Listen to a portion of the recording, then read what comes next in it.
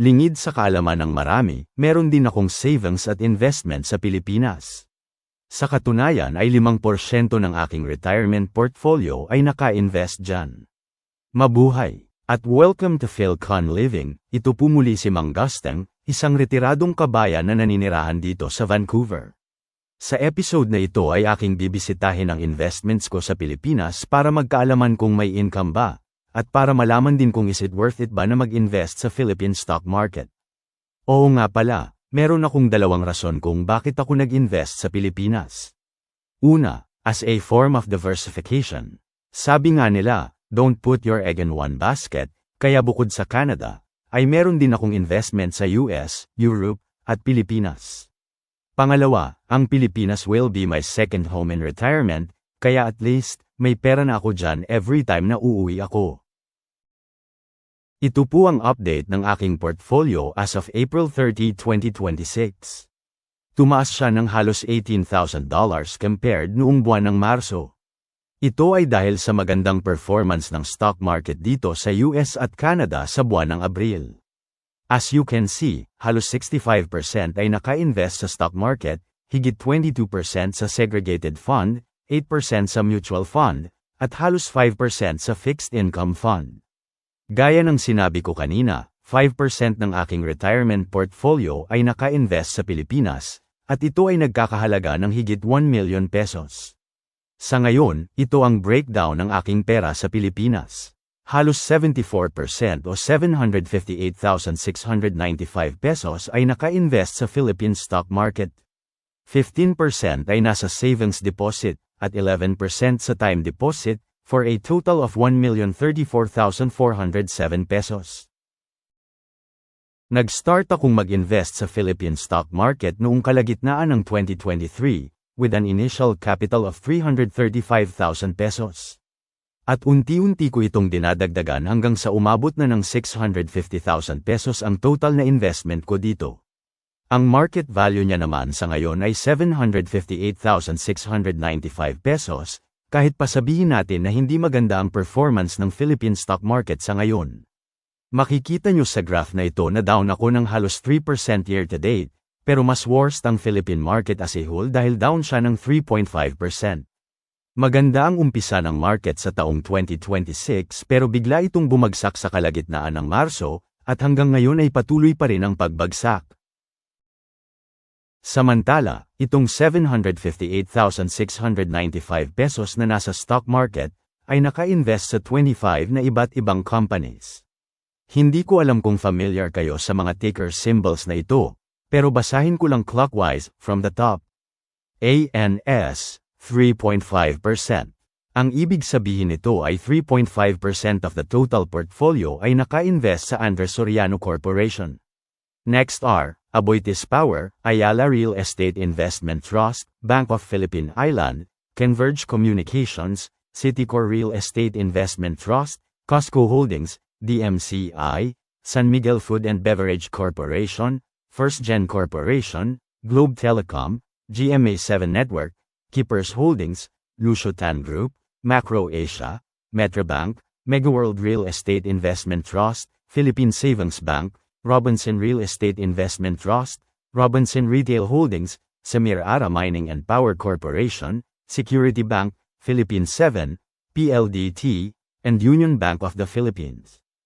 In terms of sector allocation, karamihan ng aking investments ay nasa consumer staples at banking sector, at pangatlo ang industrial sector. In terms naman sa performance, sobrang down ako sa telecom sector. Ito yung Globe, PLDT, at Converge. Nagsimulang bumagsak ang sektor na ito noong kalagitnaan pa ng 2025 at hanggang ngayon ay hindi pa naka-recover. Napapaisip na lang ako na ito ay isang global phenomenon dahil ang investment ko din sa telecom sector dito sa Canada at US ay bagsak din, kagaya ng Telus, Rogers, Bell, at AT&T. Pero kahit naman bagsak sila ay patuloy pa rin ang pagbibigay ng malalaking dividends. Kahit down na down ang Philippine stock market ngayon, ay patuloy naman ang pagbibigay ng dividends. Sa katunayan, sa unang 4 na buwan ng 2026, ay 13 companies na ang nagbigay ng dividend sa akin. Ito ay ang Andres Soriano Corporation, Aboitiz Power, Ayala Real Estate Investment Trust, Citycore Real Estate Investment Trust, San Miguel Food and Beverage, Globe Telecom, Lucio Tan Group, Metrobank, Megaworld Real Estate Investment Trust, Philippine Savings Bank, Robinson Real Estate Investment Trust, PLDT, at Union Bank of the Philippines, for a total of 9,254 pesos and 47 cents. Iba't iba ang pamamaraan ng pagbibigay ng dividend, yung iba ay annually, kagaya ng Aboitiz Power, Metrobank, at PLDT. Yung iba naman ay twice a year, at meron din nagbibigay ng quarterly. Ang projected dividends na matatanggap ko sa taong ito ay higit 40,000 pesos kaya marami pa akong hihintayin hanggang sa katapusan ng taon. Next year naman, ang projected dividends na matatanggap ko ay higit 50,000 pesos. Samantala, ito ang total ng dividends na natanggap ko since 2023 hanggang April 30, 2026, at lahat ito ay reinvested. Isa ito sa dahilan kung bakit, kahit down ang market ay mataas pa rin ang market value ng aking portfolio. Punta naman tayo sa basic na financial analysis ng aking portfolio. Una dito ang dividend yield. This chart compares my portfolio's dividend yield with the market average. The portfolio dividend yield is calculated as the sum of the product of shares and dividend per share, divided by the sum of the product of shares and holding price. This metric offers insight into your portfolio's capacity to generate income. A higher yield indicates a stronger income return relative to the stock price, suggesting a focus on income-generating investments. Makikita dito na mas mababa ang dividend yield ng aking portfolio kumpara sa average Philippine market. Ito ay dahil may investment ako sa ilang kumpanya na mababa talaga ang yield pero malaki ang potential sa growth, kagaya ng Philippine 7, Converge, at Union Bank. In terms naman sa dividend growth rate, halos magkapareho lang ang aking portfolio sa average Philippine market. The dividend growth rate is a measure of the year-over-year increase in dividends paid by the portfolio's holdings. It is a key indicator of a company's financial health and its ability to consistently increase dividend payouts. Punta naman tayo sa return on equity. This chart presents a comparison of my portfolio's return on equity with that of the broader market.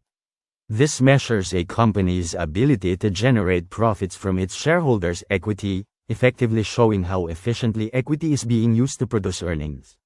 This direct comparison of my portfolio's return on equity versus the market aids in evaluating the efficiency of the portfolio in generating profits relative to the market standard. As you can see, mas mataas ang return on equity ng aking portfolio kumpara sa average Philippine market, which indicates a more efficient use of equity in generating profits. In terms naman sa return on assets, kitang-kita na malaki ang agwat between my portfolio at ang average Philippine market. This chart compares my portfolio's return on assets to the market average, highlighting efficiency in using assets to generate earnings. Return on asset reflects a company's profitability from its assets. A higher return on asset indicates better asset utilization for income generation. This shows that my portfolio's financial health and operational efficiency is way better than the average Philippine market. So, after all is said and done, is it still viable to invest in the Philippine stock market? My answer is still a big yes. It may not be as productive as my investment in Canada and the United States, pero okay pa rin sa akin, especially kung dividend investor ka na kagaya ko. Ang 5 to 6% na dividend yield ay okay sa akin, although I admit na in terms of growth ay parang very minimal dahil kung titignan mo ang graph ng market in the last 10 years ay stagnant siya talaga.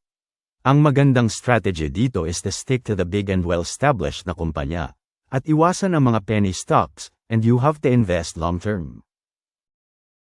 Well, yung lang po mga kababayan. Salamat sa panunood at mabuhay tayong lahat. Adios!